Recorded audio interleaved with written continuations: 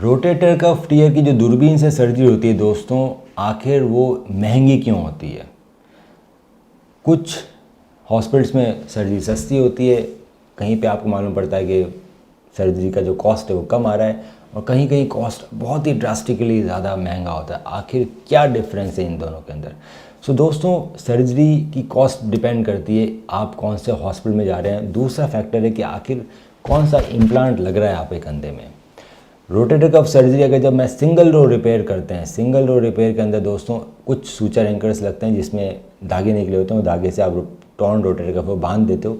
इस तरह से सिंगल रो रिपेयर कंप्लीट होता है। इसमें एक या दो एंकर्स लगते हैं, इसके अलावा और कोई इम्प्लांट नहीं लगता। इम्प्लांट जो एंकर्स होते हैं उसमें धागे होते हैं जिससे आप गांठ बांध देते हो। सो इसमें कॉस्ट आपको कम आती है। क्यों? क्योंकि सिर्फ दो ही एंकर लगे। वहीं अगर हम रोटेटर कफ रिपेयर करते हैं डबल रो टेक्निक से, मतलब मीडियल रो में भी एंकर लगे, लेटरल रो में भी एंकर लगे, सो इसके अंदर दोस्तों फिक्सेशन बहुत ज़्यादा स्ट्रॉन्ग होता है। फिक्सेशन स्ट्रॉन्ग इसलिए होता है, आपको मैं एक एग्जांपल दिखाना चाहता हूँ। जैसे कि ये हमारा रोटेटर कफ है और यहाँ पे उसको चिपकना है। तो सिंगल रो रिपेयर में हम हल्के से दो एंकर यहाँ डालेंगे और रोटेटर कफ को यहाँ लाके चिपका देंगे, यहाँ गांठ बांध देंगे। तो जो बोन टू टेंडन कांटेक्ट है वो छोटा है, इतना से ही चिपका है, तो इसके वापस फटने के, रीटियर होने के चांसेस ज़्यादा रहते हैं। इस वजह से जब सिंगल रो रिपेयर किया था तो वो सस्ता पड़ता है क्योंकि सिर्फ दो ही एंकर लगे हैं। पर क्योंकि फिक्सेशन इतना अच्छा नहीं है तो आपका कंधा 1.5 महीने तक बांध दिया जाता है, उसको हिलाया नहीं जाता। उस वजह से आपके कंधे में फ्रोजन शोल्डर डेवलप हो जाता है इस 1.5 महीने में जब आप हिला नहीं रहे हो उसको बिल्कुल। तो 1.5 महीने के बाद जब हिलाया जाता है, तो एक्सरसाइज कराई जाती है, तो धीरे धीरे फ्रोजन शोल्डर खुलता है। बैक टू नॉर्मल आने में 4 से 5 या 6 महीने भी लग सकते हैं। क्यों? क्योंकि पहले आपको अपना कंधा खोलना है, फिर स्ट्रेंथनिंग चालू करनी है। इसमें भी क्योंकि ये छोटा सा ही चिपका है, बोन टू टेंडन कॉन्टैक्ट कम है, इसे फटने के चांसेस रहते हैं। वहीं अगर हम डबल रो रिपेयर कर रहे हैं रोटेटर कफ का, तो दोस्तों डबल रो रिपेयर में 2 मीडियल रो एंकर डलते हैं।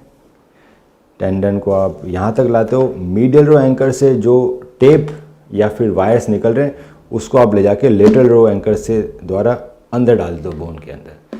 सो इस तरह से स्टेपलर जैसा कंस्ट्रक्ट बनता है, जो इसमें बोन टू टेंडन कॉन्टैक्ट ज़्यादा है। आपका जो रोटेटर कफ है वो बहुत बड़ा फुटप्रिंट से बोन से चिपका है। ये है double row repair. So double row repair ज़्यादा स्ट्रॉन्ग रहता है दोस्तों, ये फटने के चांसेस कम होते हैं। इसीलिए इस सर्जरी के बाद आपका हाथ 1.5 महीने तक ऐसे बांधा नहीं जाता, कम दिनों के लिए बांधा जाता है। दूसरा, एवरी डे वो आपको अपना शोल्डर मोल्डर हटाना है और अपने कंधे को पैसिवली मूवमेंट करना, ना कि एक्टिवली, ताकि आपको फ्रोजन शोल्डर डेवलप नहीं हो। तो डबल रो रिपेयर के अंदर दोस्तों फ्रोजन शोल्डर डेवलप होने के चांसेस बहुत कम होते हैं, क्योंकि रेंज ऑफ मोशन एक्सरसाइज हम बहुत जल्दी चालू कराते हैं। दूसरा, एक बार वो चिपक गया तो उसमें रीटियर होने के भी चांसेस कम है, तो फेलियर के चांसेस कम है। डबल रो रिपेयर के अंदर भी एडवांसमेंट आ गए कि आजकल टेप्स का यूज़ होता है। आजकल हम रोटेटर कफ में टेप का यूज़ करते हैं, ना कि वायर का यूज़ करते हैं। सो टेप नॉन ट्रॉमेटिक रहती है, आपके रोटेटर कफ को काटती नहीं है।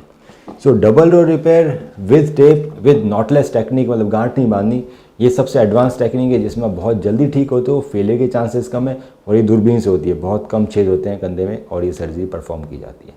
अगर आपको कोई भी डाउट है इस सर्जरी के बारे में, या आपके हमारे में रोटेटर कफ स्ट्रेन टीयर लिखा हुआ है, तो आप हमें अपनी हमारी व्हाट्सएप कीजिए। मैं डिटेल में हिस्ट्री बताऊंगा सबसे अच्छा टेक्निक क्या है उसको ठीक करने का। हम रखें आपका ख्याल।